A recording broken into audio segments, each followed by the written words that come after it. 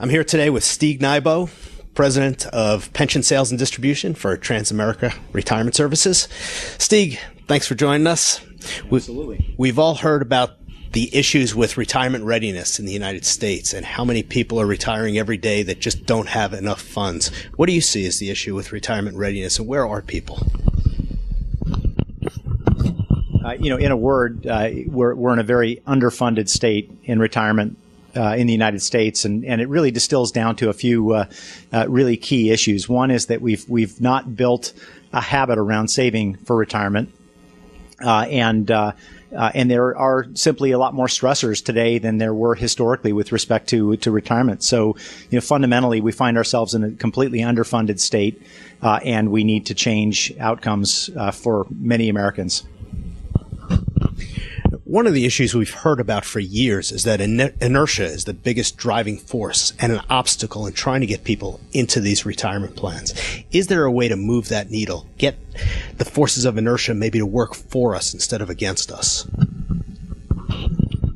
So we've done a lot of work around this topic of what would be the behavioral drivers that would change how people save in America, and one of them that we quote constantly is this idea of context, and by setting the right context for a plan, by creating an environment where it's easier to save than not.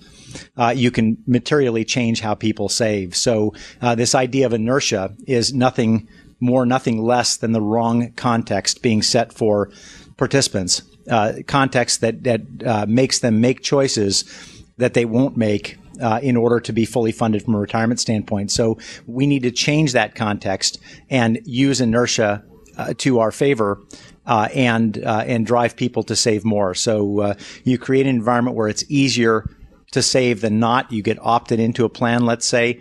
You have messages that drive saving as a primary behavior.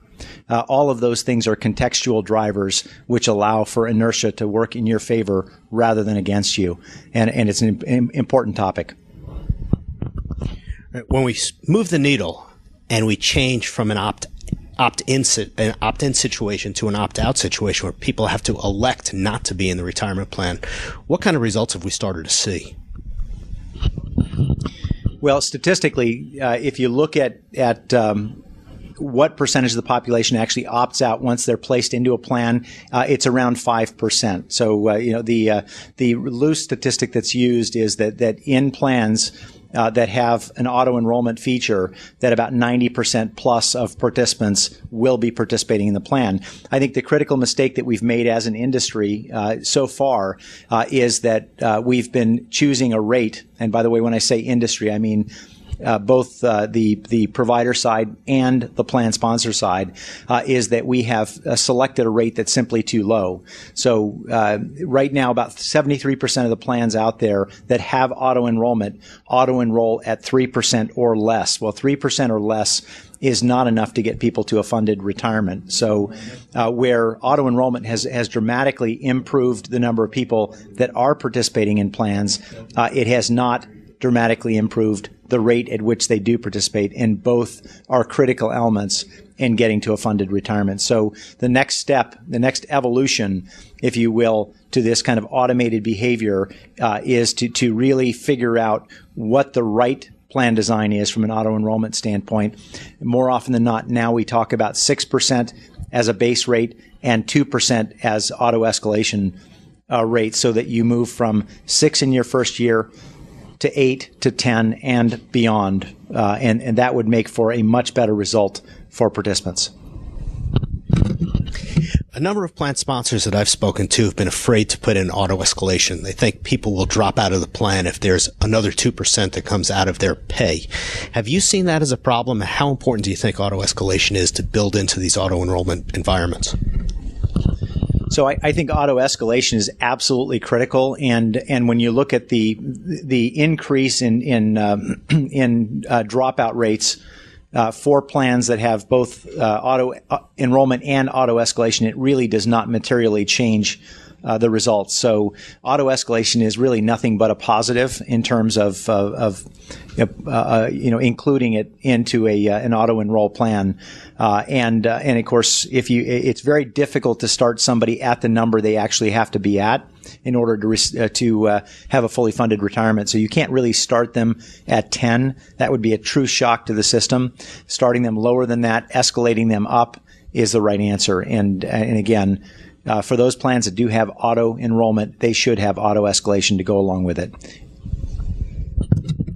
Now, one of the things I've been really pleased about over the years is that we have participants that come up and say, I can't increase these people. They won't stay in the plan. And we say, just try it. And they come back a year later and they say, I can't believe it. We had nobody drop out of that plan. And we hear that time and time again. And if there is a dropout, it's very small. So it's nice to hear that you agree with that and that the data bears that out. Now, I'm going to ask you a global question. What can each one of us do to start changing the retirement savings behavior of people in our plans and across the country? So, I mean, that's a great question. I think first and foremost, we each have to prioritize savings and prioritize getting people to change their savings rates. Right now, I would say the industry and really society as a whole is fragmented about what we prioritize. So we're thinking about things like fiduciary liability, which clearly that's an important topic, but it's not as important as trying to drive up the savings rate. If you drive up the savings rate, you cure a lot of ills, and it really is the number one driver of retirement readiness. So how do you drive up the savings rate? You start by making that your top priority. Whether you're a plan provider, whether you're a third-party administrator, whether you are a plan sponsor, if you prioritize driving up the savings rate, driving up the enrollment or the participation rate as your top two priorities, we will materially change outcomes. And certainly defaulting them into an age-appropriate, risk-appropriate fund goes along with that. But I would say the single answer to your question is simply prioritize savings in this country.